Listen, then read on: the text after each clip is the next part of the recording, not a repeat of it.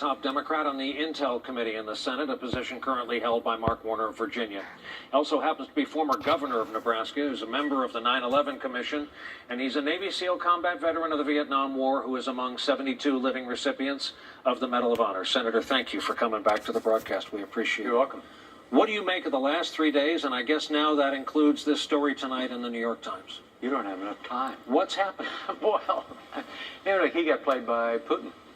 He met with him for 2 hours. The guy's a KGB agent, very experienced, and he played him. And in the press conference, the president is equating things the United States of America is doing with things that the Russians are doing. And he misses this tremendous opportunity to say to the Russians, you got to play by the rules, and they're not playing by the rules. So, look, I think part of the problem that the president's having is he didn't really experience the Cold War. He doesn't really understand how we won the Cold War. We didn't win the Cold War just with military efforts. In part, we won it because Ronald Reagan was willing to call it the evil empire.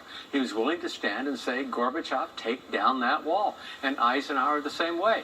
And part of the problem that we're having, the president's having, I think, is a mistaken idea that we can go it alone. There can be America first on trade. There can be America first on national security. It doesn't work. It hasn't worked for the last 70 years, and now Putin regards the end of the Cold War as a great disaster for Russia. He's trying to rebuild it. The president, it seems to miss that entire history and how we actually got the job done. It wasn't just military effort. It was the willingness of our leaders, in this case in particular, Ronald Reagan, to stand up and say this is the evil empire. He's unwilling to do it. Well, that brings me to two of the president's talking points. Number one, that no one's been tougher on Russia than Donald Trump. Not even close. And number two, and in a way it's been said this is aimed at the base to normalize being nice to Russia. The notion of our relationship's never been worse than it is right now. And those of us with any history on us know there are times in history it's been much worse. Well, first of all, it's deeply insulting to say it's worse because of things that we did. We didn't invade Crimea. We didn't invade Ukraine. We didn't shoot down a civilian airplane. That's not what we're doing. That's what he's doing. He's the one that's denying civil rights and inside of his own country. He's the one sending agents into England to kill people, not us. He's the one that's created a deterioration in the relationship and a lost opportunity, frankly, when the Cold War ended. It was difficult, the transition that Russia had to make to a market economy, to a democracy, and he's moving away from it. So what do you think it is? A friend of mine watched the press conference over in Helsinki. Kind of a mild Trump supporter comes away from it and says, you could believe they've got something on them. What do you think it is? Well, but you certainly don't want to believe Vladimir Putin, who says, oh, no, we got millions of people. Look, Donald Trump's been talking about running for president since 87 or 88. He's been a prominent American. More than a prominent American. He's a person of interest. And when you're a person of interest in the Soviet Union, particularly in 87, and Putin was the head of the KGB at the time, I don't know if they got something on him. I think far more of interest to me is, and far more important, I think, is this demonstrates this failure of America first. You're going to run into trouble because you tend to create these equivalencies. I can cut a deal. I can create a shopping center. God knows what he has in mind.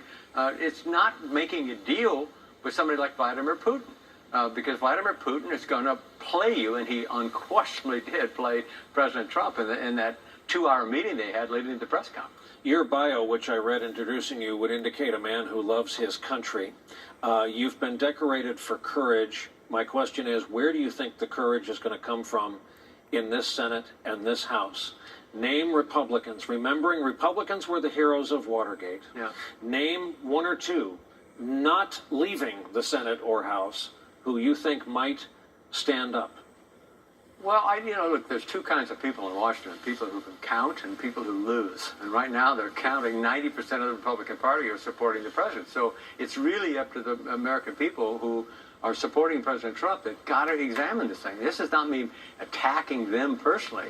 This is me pointing out that this America First policy, it tends to produce an environment where you can't get the trade agreements you want, you can't get the military strategies you want, and you need some sense and understanding of history to know how it was we got to where we are today. It was Ronald Reagan saying this is an evil empire, not Donald Trump saying, evil? Where's the evil? No, I can cut a deal with him. You can't do that. if you expect to have an outcome like we had after the end of the Cold War. What reassures you that this country you love is going to be okay? These are hard times. Oh, we've been through worse. My God, we had 2,000 bombings in 1970 with 25 people killed. We celebrated the anniversary of Aaron Burr killing Alexander Hamilton across the river not too long. We had 700,000 men die in the Civil War. The era of Reconstruction after the end of the war was. No, we've been through worse than this. Now, there's a lot at stake because you're dealing right now with countries trying to answer the question: do we go democratic or do we go, dictatorship? Do we take away freedoms? There is an argument that needs to be made on behalf of freedom, on behalf of liberty. Again, it's a lost opportunity with Russia because they're one of the countries going in the opposite direction, moving away from democracy, moving towards taking freedoms away from their individual citizens. We are lucky recipients of having the same body clock. I like that you're a night person. I like so much that you come by and visit our broadcast. Please always do. Thanks. Senator, thank you. It is My always pleasure. a pleasure. My pleasure.